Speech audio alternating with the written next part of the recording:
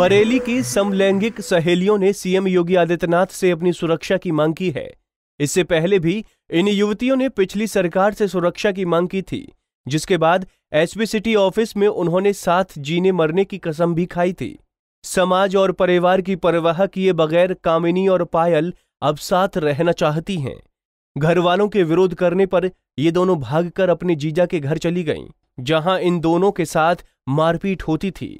पायल का कहना है कि जब वो छोटी थी तो उसके भाई ने उसका रेप किया था, जिस वजह से वो अब मर्दों से नफरत करती है। सर, हम दोनों ने साथ में लिखा पढ़ी कर ली है, क्योंकि घर वाले परेशान कर रहे थे। मेरे शॉट वगैरह लगवा दी उन लोगों ने और नशे में रखते थे, मौलवी मुल्लों के पास ले जाते थे।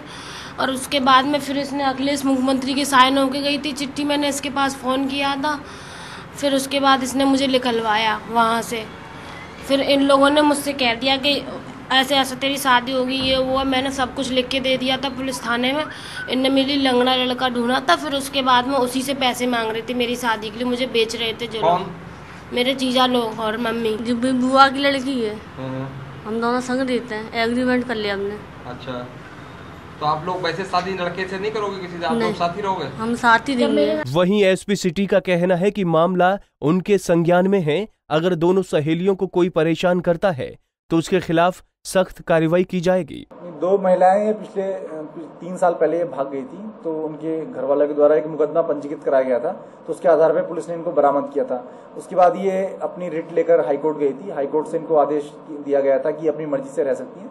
उसके बाद से ये इस शहर में न रहकर पिछले 2-3 साल से कहीं और रह रही हैं, और इनका यह आरोप है कि इनके घर वाले और कुछ बहनोई हैं, ये इनको एक साथ नहीं रहने देना चाहते हैं। तो इसमें इनके बहनोई और इनके घर वालों को भी बुलाया गया है और उनसे पूछताछ करके स्थिति स्पष्ट की जाएगी। समलैंगिक रिश्तों की ये कहानी कोई पहली नहीं है। देश भर में इस तरह के कई मामले सामने आ चुके हैं। अब देखना होगा कि समाज इस तरह के रिश्तों को कितना अहमियत देता है। पंजाब केसरी टीवी के लिए बरेली से सुनील सक्सेना की रिपोर्ट।